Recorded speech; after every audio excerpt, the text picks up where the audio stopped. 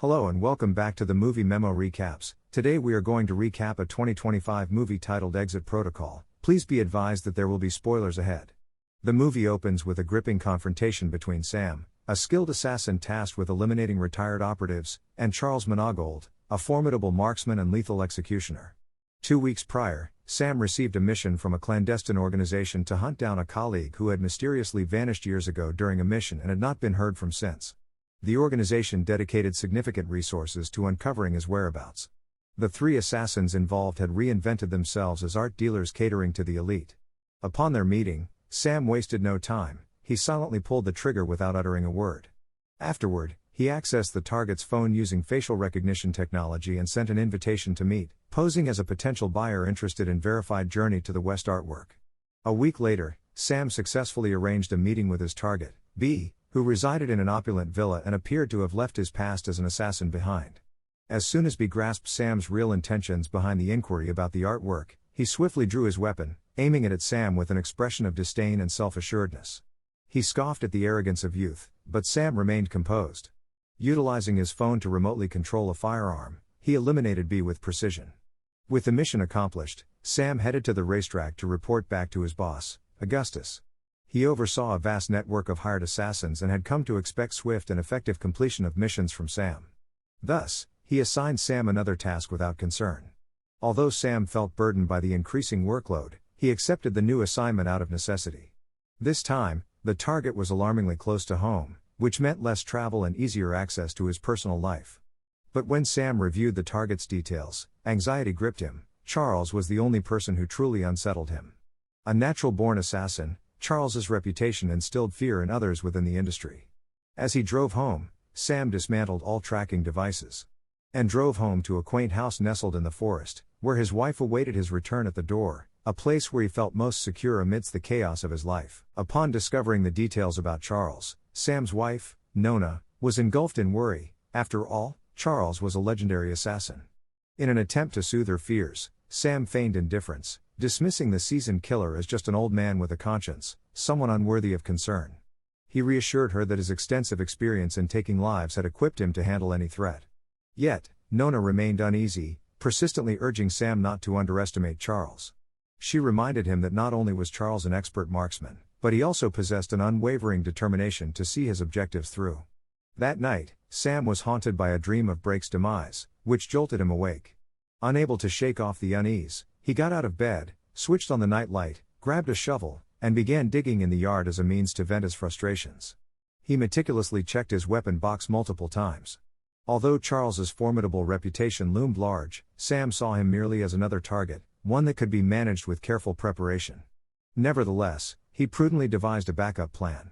Days later, when Charles visited a church to pray, Sam seized the opportunity to strike, hoping to catch him off guard during his moment of reflection. However, even in retirement, Charles's instincts as an assassin remained razor-sharp. Sam's first attempt at assassination ended in failure. Not only did he miss his mark, but he found himself overpowered by Charles. It became clear that Charles had sensed the danger long before Sam stepped foot inside the church. In a desperate attempt to resist, Sam was swiftly kicked down by Charles and fled in pain. Meanwhile, Charles hurriedly drove home to urge his wife, Danique, to pack their belongings and escape. He retrieved a large bag from the attic compartment, checking passports and cash in preparation for their flight. But just as they were about to leave, a bullet shattered their window. Sam had caught up with them. Charles reacted instinctively, signaling for Danique to follow him. Yet, as he stepped outside, he was met with the frustration of a flat tire. Enraged, he fired at Sam repeatedly, but Sam expertly dodged the bullets. The two adversaries faced each other tensely across the car. Charles attempted diplomacy first, reminding Sam that he had spared his life at the church and suggesting that perhaps it was time for repayment, but Sam coldly replied that a life was a life and he couldn't let this opportunity slip away. In the next heartbeat, both men emerged from behind their respective cover simultaneously, ready to pull the trigger. Their showdown was abruptly interrupted by unexpected gunfire from a group of masked gunmen whose identities were unknown to either of them. Sam and Charles were forced to take refuge behind the car. In that moment of crisis, they exchanged glances and silently agreed to set aside their differences. First, they would repel this common enemy before returning to their own conflict. As they took down a few gunmen, 3 subordinates sent by their boss emerged, and to Sam's surprise, they directed their fire at him. The moment he heard their voices, Sam's instincts kicked in. Leading the trio was Isaac, a formidable black man whose prowess could rival an entire army. He was the second strongest assassin in the world. By his side stood Wicked, another notorious assassin known for her lethal skills. Before Wicked could launch her attack, Sam sprang into action, rising to his feet and pulling the trigger. A deafening explosion followed, disorienting everyone in the vicinity. Seizing the moment of chaos, Sam quickly ushered Charles and Danique away, navigating through narrow alleys to evade their pursuers. Just as the assassins closed in, they found refuge in an abandoned house. Once they confirmed the area was temporarily secure, Sam turned on Charles, delivering a punch straight to his mouth.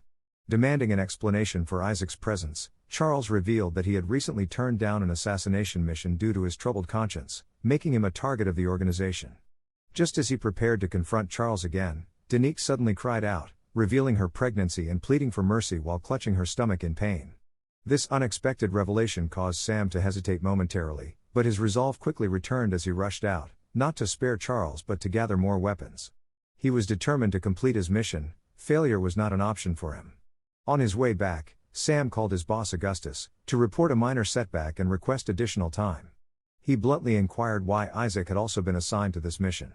Augustus's response, that it was the client's request, left Sam feeling humiliated. It was the first time anyone had questioned his capabilities. Realizing that Charles wouldn't remain stationary for long, Sam drove directly to the airport. As Sam plotted his next move, Isaac and Wicked arrived in their vehicle. Tension filled the air as they exchanged terse greetings. Reluctantly, Sam acknowledged that cooperation might be necessary. He resented the idea of others cleaning up his mess. As the self-proclaimed strongest assassin, he felt compelled to eliminate Charles himself to reaffirm his reputation. Isaac recognized Sam's stubbornness but offered assistance in faking a death certificate if needed, providing a way for Sam to escape this precarious situation entirely. Sam wavered at the suggestion but ultimately watched as Isaac started the car and drove away. Moments later, Charles and Danique made their way to the airport. Sam seized the opportunity, gun drawn and cautiously approaching the outer fence, lining up his shot on Charles as he neared the boarding gate. Just as he prepared to take aim, he noticed a masked gunman positioning himself to block the shot. Sam pulled the trigger, taking down the gunman with precision. However, by the time they reached the plane, they found it had already closed the door. As Charles stood there, a sleek black car hurtled toward them. It's Sam in the driver's seat.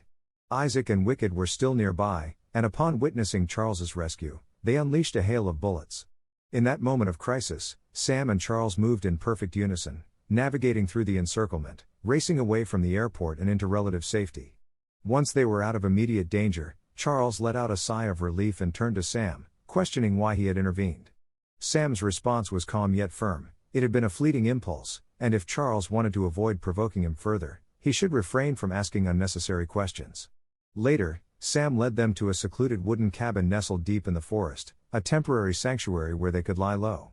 With Danique pregnant and in need of rest, they settled in to regroup, strategize, and plan their next moves. Nona, Sam's imagined figure from his past, had offered no judgment for his sudden change of heart, yet as Sam washed his face and looked up, he realized she had vanished, revealing that she had been nothing more than a figment of his imagination, a manifestation of the guilt that weighed heavily on his conscience.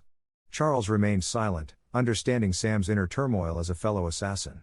Their shared experiences naturally led them into discussions about their next steps. When Charles caught sight of Sam's impressive arsenal, a smile crept across his face. With these weapons at their disposal, their chances of success had significantly improved. Danique then posed a question to Charles: what had prompted his newfound sense of morality?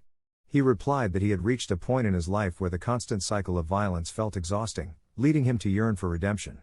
Sam found this notion somewhat amusing. It reminded him of their first encounter when Charles had been seeking forgiveness in a church. Lacking faith himself, Sam struggled to grasp Charles's perspective. Yet Charles boldly claimed that fate had conspired to bring them together in this dire situation. That night, Sam was haunted by dreams of his past with Nona, memories that revealed a painful truth: she had once been his assassination target. In a cruel twist of fate, he had used affection to lure her in before ending her life on what was meant to be a romantic date. Although the mission was ultimately executed with remarkable precision, as he awoke to the darkness outside, he succumbed to the temptation of a few more moments of sleep. Unbeknownst to him, Isaac had stealthily led a group of mercenaries into the forest, inching closer to their secluded refuge. Fortunately, Sam had taken precautions, installing sensors that monitored several hundred meters around the cabin. The moment the mercenaries breached the perimeter, the alarm system blared to life, piercing the stillness of the day. Charles, spotting the soldiers on the hill, dashed into the cabin to rouse a sleeping Danique and seek a place to hide. The mercenaries burst through the door, but Charles reacted instinctively, pulling the trigger and neutralizing the immediate threat. Sam swiftly dispatched another attacker with equal efficiency. Just as they began to catch their breath, a new wave of soldiers surged into the house. Charles took the initiative, targeting and shooting down the tallest enemy as a soft sound marked the beginning of a fierce battle. Their teamwork shone through as they effortlessly handled the first onslaught.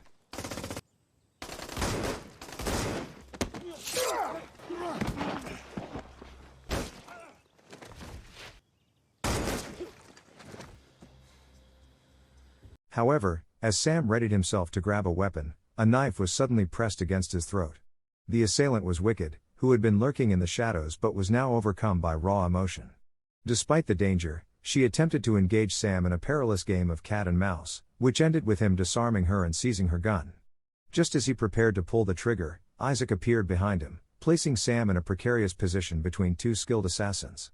Aware that victory was uncertain, Sam opted to buy time. He revealed to Isaac that 10 years prior, the boss had discovered his intent to start a family and leave the organization. Sam had been under surveillance ever since, which explained his abrupt disappearance. Isaac's surprise was palpable. He recognized that Sam spoke truthfully. After a brief moment of contemplation, he lowered his weapon, conceding that while the boss had indeed sent him, Sam was not their target. They had come based on a phone call. Just then, Charles and Danique emerged from their hiding spots. During their brief respite at the cabin, Danique had secretly reached out to her auntie, inadvertently allowing the organization to pinpoint their location. Charles's fury erupted at this revelation. He chastised Danique and confiscated the self-defense weapon she had been given. With tensions between them simmered down, Isaac contacted the boss to report that the mission had been completed and expressed a desire to meet. The boss, blissfully unaware of any underlying tension, invited Isaac to the racetrack. After hanging up, Isaac turned to Sam for guidance on their next move. It became clear that Sam had a plan in mind. In a gesture of trust, Isaac tossed the car keys to Charles and took Wicked away with him. As Sam surveyed the lifeless bodies of the mercenaries strewn across the ground, he made a pivotal decision. He approached Charles and extended his hand. Shortly after, Charles drove Danique out of the forest and stopped at an isolated bridge. Sam followed but chose not to accompany them any further. Instead, he resolved to confront his past by attending the meeting at the racetrack alone. This journey was one he needed to undertake for his own redemption. Recognizing Sam's unwavering determination, Charles refrained from intervening and simply wished him success before they parted ways. Sam rushed to the racetrack, pulling out a severed finger to announce the completion of his assassination mission. The boss eyed him warily, as news reports indicated that the victim had suffered facial injuries and remained unidentified. Confident that he had neutralized any lingering threats, Sam boldly requested his freedom. Unlike his colleagues who mysteriously vanished, he had completed the mission and reported back, believing he owed nothing to the organization. However, his naivety blinded him. The boss was not about to relinquish his prized asset so easily. In an instant, Sam felt a sharp pain in his neck, and within 3 seconds, darkness enveloped him as he fainted, slipping into a hazy dream where Obrecht loomed large. When he regained consciousness, Sam found himself suspended in mid-air, a powerful man mercilessly pummeling him until blood poured from his mouth. On a nearby screen, the boss grinned maniacally, instructing his henchmen to zoom in on the brutal scene unfolding before them. Despite the relentless assault and the constricting chain around his throat, Sam refused to divulge Charles' location. In the midst of the chaos, Nona's reflection flickered before him, illuminating why he had spared Charles and Danique. They embodied the life he could have shared with Nona. Fueled by this revelation, a surge of strength coursed through him, enabling Sam to overpower all the assassins in the warehouse.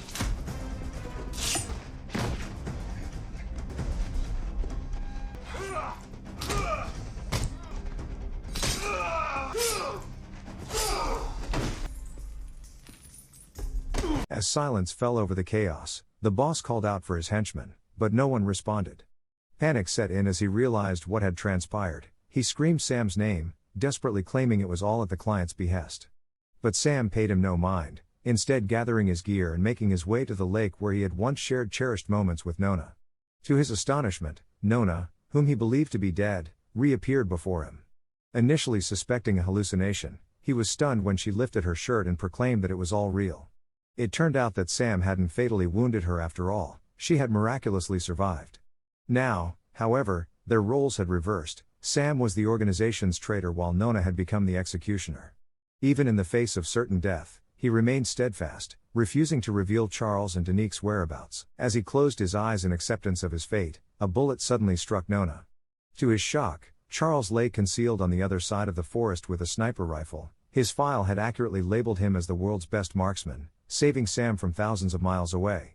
The story culminated with Sam taking decisive action against his boss, reclaiming his agency and moving forward with Wicked by his side. Thank you for watching.